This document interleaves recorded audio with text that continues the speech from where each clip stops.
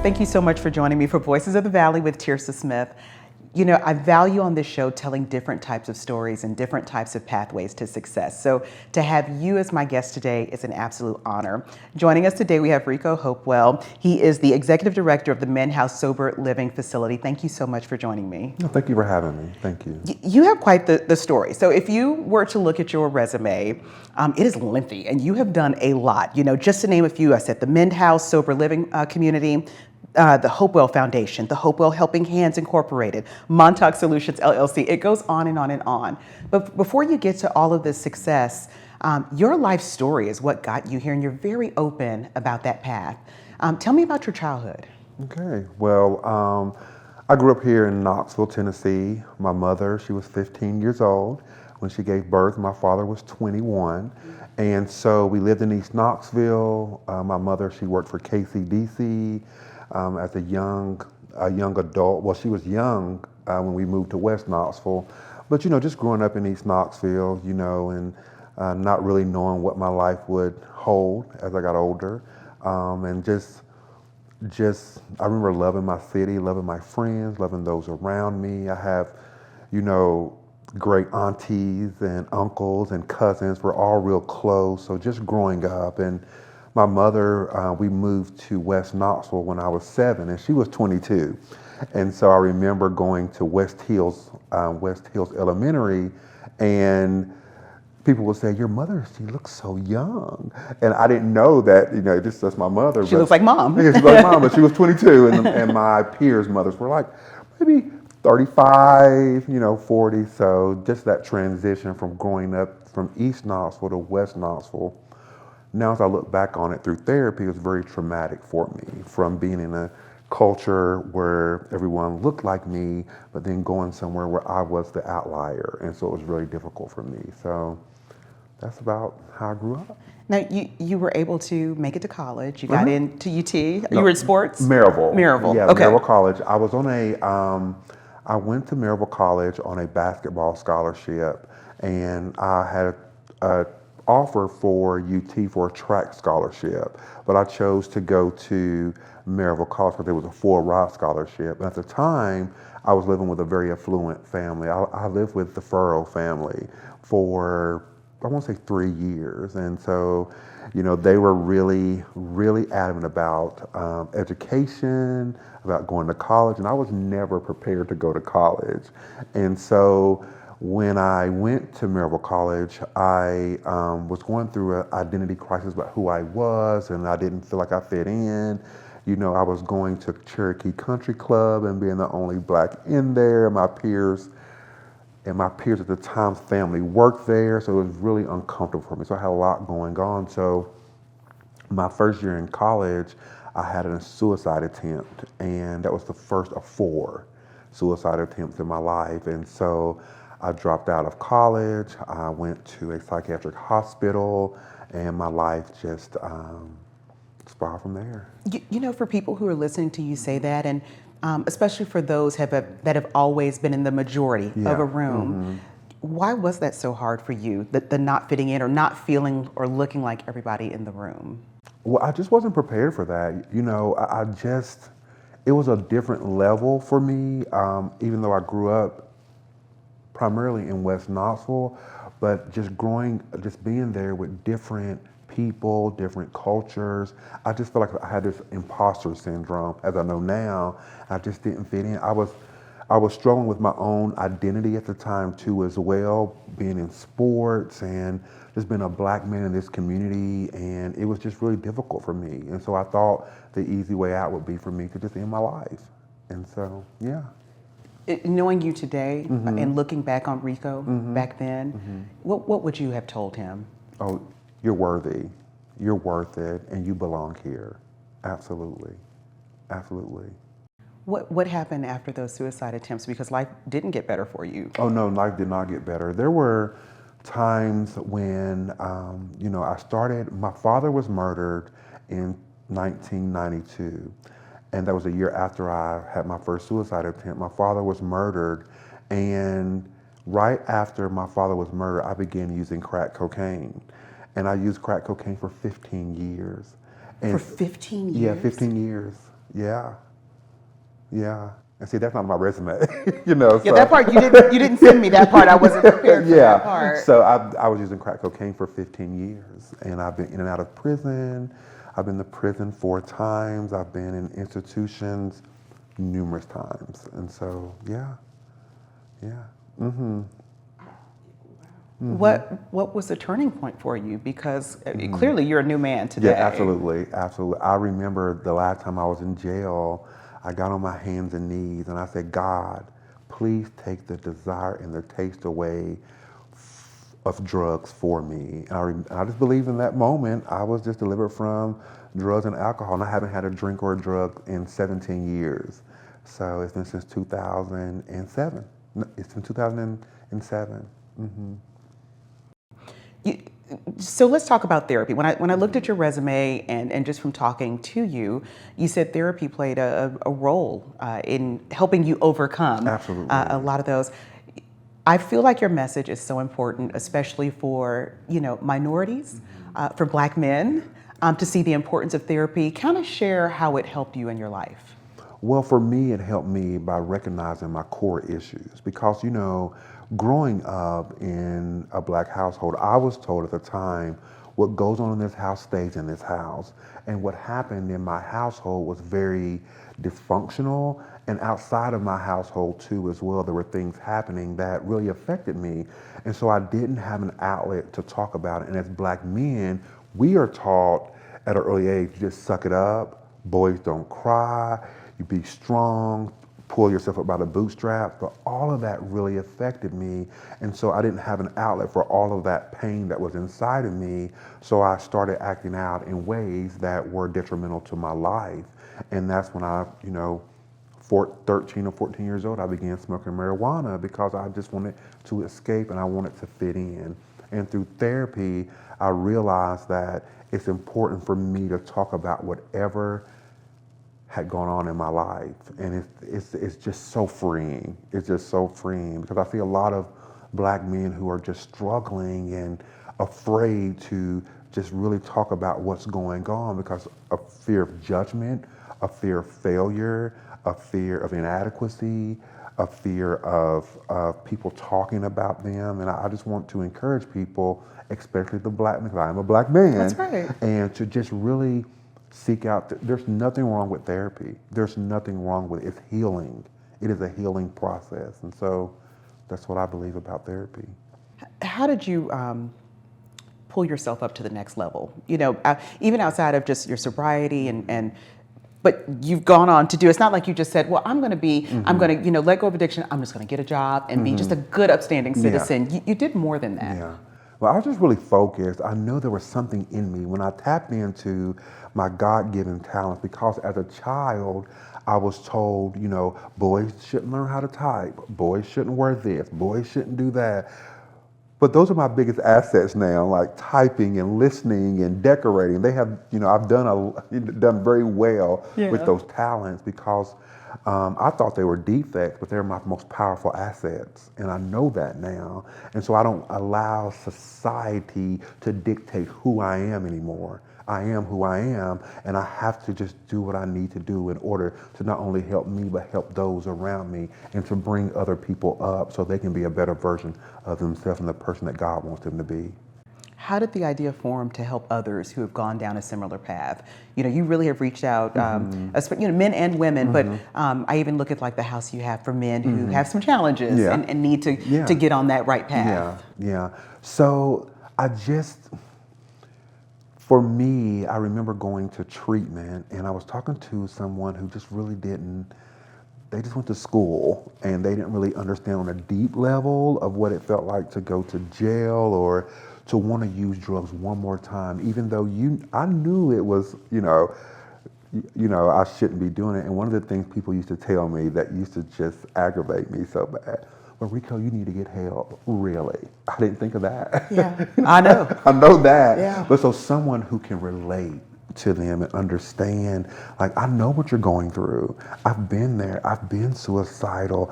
I've wanted to end my life. I've used drugs for 7 days at a time and didn't go to sleep. So I've been there, and a lot of my clients are affluent clients. And so, Really? yeah, they're very affluent clients. And so some of, their family will come in and say things like, well, Reico, he may go to jail, or, he may die, or he may be homeless, but I know you wouldn't understand that. I said, yeah, because what they see now is a different version of who I used to be. Yeah. They have no idea.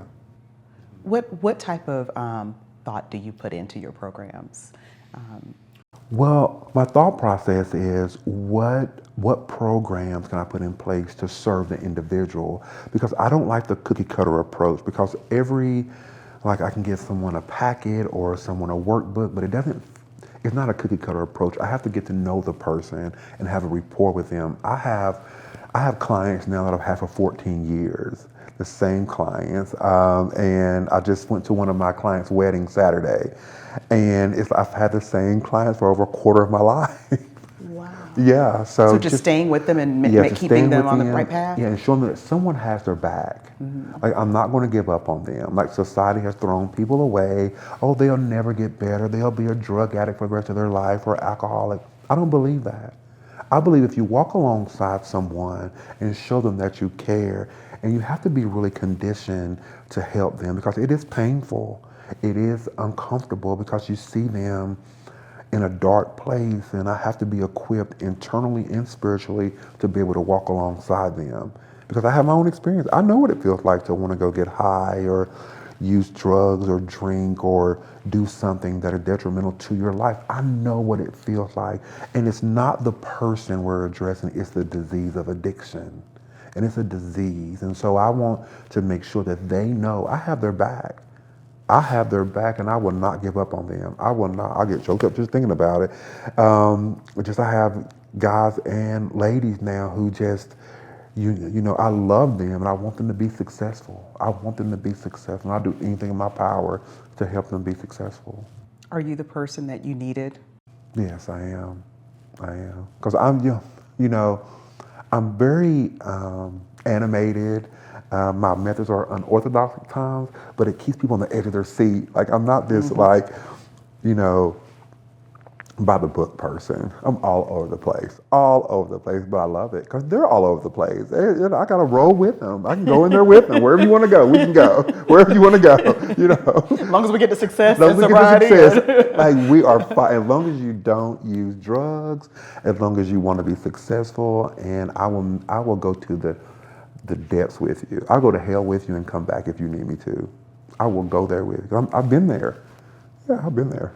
Do you ever look at your journey with addiction versus where treatment and the way it's seen now? When you talked about crack, I just think when I think of crack, that seems like such a lifetime ago of drugs, and it wasn't always looked at as addiction or problem that needs healing, a health problem. Yes. Are you not amazed at the different outlook people have now when it comes to treatment? Well, I'm amazed because what I do know, and I shared this the other day when I was on my Leadership Knoxville panel, it's like when affluent children start dying and become addicted, there has to be something done. And for me, when I was when the crack epidemic was going on, it was mass incarceration. Just lock them up. That's right. Lock them up. But now there's so many alternatives, and I'm like, where were y'all for me? Like, what happened? But I'm so grateful that God has placed me in these seats to be able to advocate for individuals who need help. And as I said, many of my clients are very affluent clients, and their parents will bring them to me because they know some of my story and they believe I can help them. And I am very straightforward. I'm not there to baby them. I'm there to confront the disease of addiction, not the person, and I'm there to confront the behaviors, as I needed someone to confront my behaviors. Like, to tell me, Reico, it's not okay for you to be up all night. It's not okay for you to be shoplifting. It's not okay for you to do those things. And I thought it was okay. So someone needed to confront me, and that's what I do for my clients. Do you have a client or a story or a situation that really stands out throughout your career? Yes, yes. He's my program manager. His name is Walter, and he came to me. He's from Newport.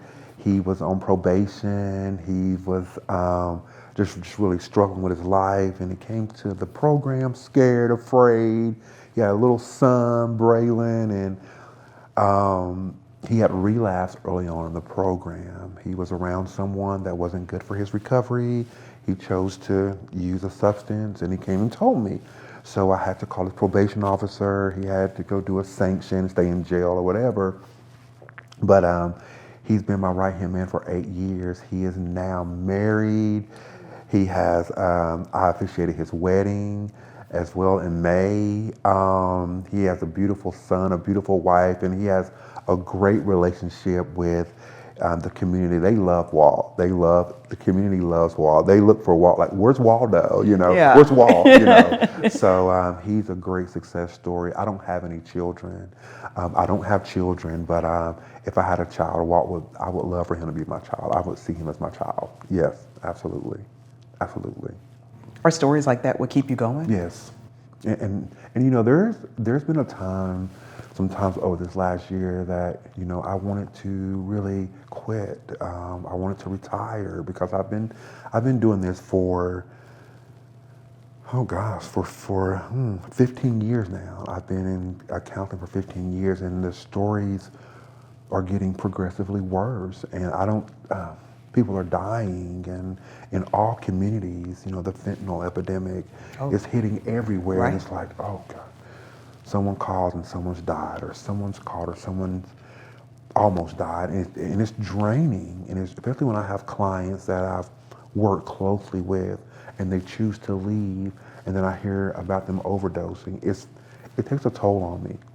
It does. So That's got to be the hardest part, because you establish those connections. It's not like, no offense to where I work, but your coworkers, you see them, you have friendships, but this is a different setting, a different intimacy of getting to know people. Yeah, because I know them. I know their families. I know their families call me, and I know them. I know all of their issues on a deep level because they share with me. They feel comfortable sharing with me, and I'm very transparent about mine as well. So just really trying to figure out what is next for me.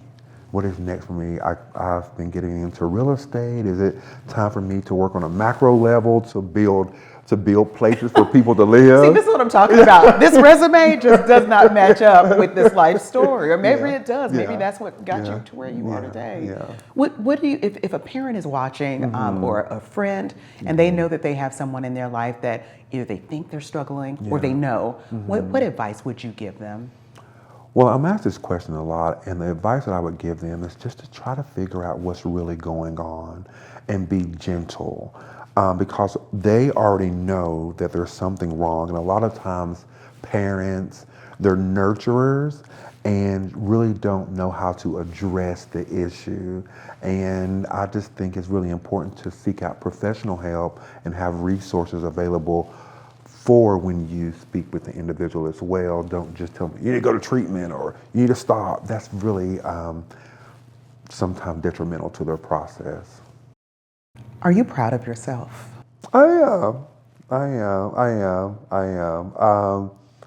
It's been a long journey, but I look back over my life. Like I told you earlier, today's my birthday, and I just think about where my life was and where it is now, and the blessings that I have over my life, and where God has placed me in these, just sitting on these boards where I'm like, why? What am I doing on this board?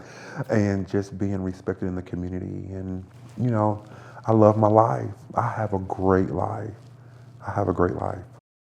And I have to say, because you did bring up boards, I mean, you were on the Metro Drug Coalition board. I mean, the boards that you were on, you're able to give them some real life valuable input. Absolutely. I love serving on boards. Even I was on the Police Advisory Review Committee, and I'm like, what is former jail inmate, and now an advocate. Absolutely. So just really showing people that there is hope. people can get better. People do recover. People can be successful from a place where they were in a dark place. If that's a mental illness or a drug addiction, people do recover. People do. So tell me a little bit about the Hopewell Foundation. All right. Well, the Hopewell Foundation was created in 2022, and it was created for the purpose of helping individuals who can't afford to get into treatment or sober living, the resources that they need, and it helps men and women as well. And so I wanted to offer this service because treatment can be very expensive. Treatment can cost up to $50,000 for 28 days. And so individuals can't afford that if they don't have insurance. So I have great support. There's people in my life that are great donors. And if I call them and say, hey, I have an individual that needs treatment, they'll support them going to treatment or sober living. So that's the reason why I started the Hopewell Foundation, to give them a foundation so they can be successful. And people ask me all the time, is Hopewell really your last name? I said, Because it fits. and I've never really thought about it until like a couple of years ago. It's like, yeah, because I can play off of it and say, well, I hope you're doing well, and there's hope at the well, and all these things that I can say, but I want to give people hope and do it well. Oh my goodness. That's what I want to do. Is your mom, like, does she just brag about you and all the things that you do? Yes, she is. I called her this morning, and I told her I was coming on this show, and she said, "Oh, when is it airing? When is it airing?" Because I love Tearsa, Oh, well, thank you. So, I'll take that. Yeah, so she's really, really proud because now looking back as I get older and I take care of individuals, I realize the sacrifices that she made to raise a little black boy here in Knoxville who was a little different, who was a little eccentric, and the sacrifices that she made to protect me. And now I think about the sacrifices I make to protect the individuals I take care of. And I just call her a lot now just to thank her for the sacrifices she made. As I get older, I think about it. And, as a child, we just, we're just really... We're oblivious. We do not know. we don't have any not idea. know So, how but much they now, do. like, thank you. So, yeah, she said she's my biggest advocate. She is. So. Reico, thank you. Thank you. Thank Thank you. you. Thank you. Thank Thank you for you. joining us. Thank And you. happy birthday. Thank you so much. Thank you.